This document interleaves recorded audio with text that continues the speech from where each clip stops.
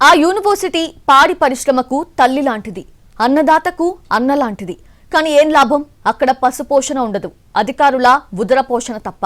అక్కడ జంతు సంరక్షణ ఉండదు, సొంత రక్షణ తప్ప. గుర్రం ఉలవల్ని వేసినట్టు నిధుల్ని జున్నులా జుర్రేస్తారు. కంప్లైంట్స్ గవర్నర్ వరకు వెళ్లినా గప్చుప్ వ్యవహారమే. అందరూ కలిసి తిరుపతి వెటనరీ యూనివర్సిటీకి గుండు కొడుతున్నారు. మొదట్లో తిరుపతి వెటర్నరీ కళాశాల ఆచార్య ఎన్జీ రంగా వ్యవసాయ విశ్వవిద్యాలయం పరిధిలో నడిచేది. తర్వాత 2005 నుంచి పూర్తి స్థాయి పశు వైద్య విశ్వవిద్యాలయంగా మారింది. ఈ యూనివర్సిటీ పరిధిలో తిరుపతి, గన్నవరం, ప్రొద్దుటూరు, గరివిడిలలో 4 వెటర్నరీ కాలేజీలున్నాయి. యూనివర్సిటీ ఏర్పాటైనప్పటి నుంచి ఒక వర్గానికి చెందిన అధ్యాపకులే పెత్తనం చెలాయిస్తున్నారు. 10 సంవత్సరాల పాటు కీలకంగా పనిచేసిన ఒక ప్రొఫెసర్ వర్సిటీని నాశనం చేశారు. పరిశోధనలు గాడి తప్పాయి, నిధులు పక్కదారి పట్టాయి. VC, registrar, director of research తో పాటు మరో 2 కీలక పోస్టుల్లోనూ ఓ సామాజిక వర్గం వారే పనిచేస్తున్నారు. కొద్ది రోజుల కిందట డైరీ టెక్నాలజీ విభాగం కాంట్రాక్ట్ అధ్యాపకుడు వి రవివర్మ తాను దళితుడినని చిన్నచూపు చూశారని ఆరోపించడం సంచలనం రేపింది. విధులకు హాజరైన ఆయన నేలపై కూర్చుని వినూత్న రీతిలో నిరసన తెలిపారు.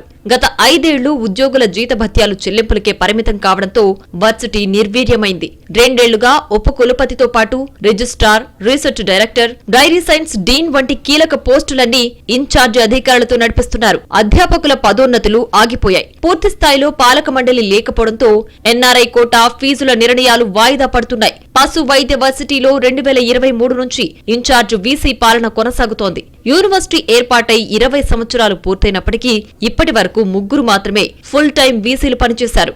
వర్సిటీలో 2012లో చివరిసారి రెగ్యులర్ అధ్యాపక నియామకాలు జరిగాయి. ఆ తర్వాత జరగలేదు.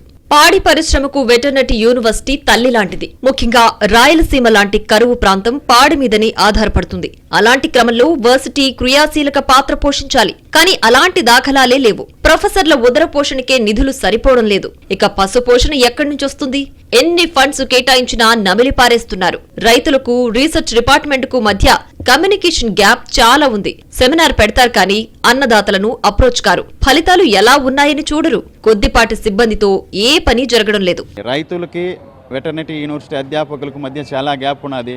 సెమినార్ పెట్టేస్తారే కానీ మళ్ళీ రైతుల్ని వాళ్ళు అప్రోచ్ అయ్యేది ఉండదు. ఇది చేయండి అని చెప్తారు, దాని రిజల్ట్స్ చూడరు. ఒక 3 months 1 year టైం ఇచ్చి వీళ్ళు పరిశీలించి చేయగలిగితే మనం దేశంలోనే రాయలసీమ ప్రాంతం పాడి పరిశ్రమలో ముందుకెళ్తాము.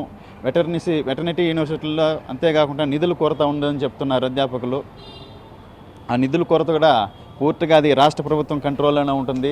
గత కొన్ని నెలలుగా వర్సిటీలో అధికారులు తీసుకుంటున్న ప్రతి నిర్ణయం వివాదాస్పదంగా మారుతోంది. అనుబంధంగా నడుస్తున్న పశు వైద్య కళాశాలల్లో అధ్యాపకుల బదిలీలు అడ్డగోలుగా జరిగాయి. కేంద్రం తనిఖీ చేసిన సమయంలో హడావిడిగా ట్రాన్స్ఫర్లు చేశారు. కొత్తగా వచ్చిన రిజిస్ట్రార్ నెల రోజులకే లాంగ్ లీవ్ పెట్టి వెళ్లిపోయారు. పశు వైద్య విద్యార్థులు గౌరవ వేతనం పెంచాలని సమ్మెకు దిగారు.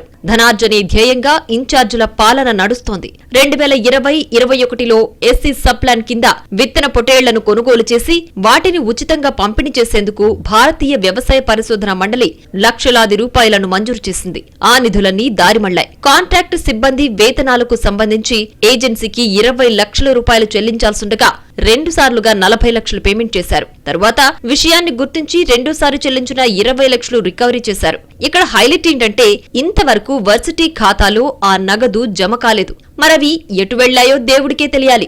వర్సిటీలో గతంలో చేపట్టిన అనేక కారుణ్య నియామకాలు అక్రమంగా జరిగాయి. ఉద్యోగులు తప్పుడు సర్టిఫికేట్లతో జాబుల్లో చేరారు. ఈ వ్యవహారంపై విజిలెన్స్ ఇచ్చిన నివేదికను అధికారులు తొక్కిపెట్టారు. బోధనేతర సిబ్బంది కూడా బోగస్ సర్టిఫికేట్లతో ప్రమోషన్లు పొందుతున్నారు. ఈ వ్యవహారం బయటపడుతుందనే భయంతో కారుణ్య నియామక ఉద్యోగి ఒకరు ముందు జాగ్రత్తగా వీఆర్ఎస్ తీసుకోవడానికి సిద్ధపడ్డాడు. వర్సిటీలో జరిగే అవకతవకలన్నిటిపై గవర్నర్ వరకు ఫిర్యాదులు వెళ్లాయి. అయినా ఇంతవరకు ఎలాంటి చర్యలు తీసుకోలేదు. ఇక వర్సిటీలో చిరుతపులుల సంచారం కంటి మీద కునుకు లేకుండా చేస్తుంటాయి.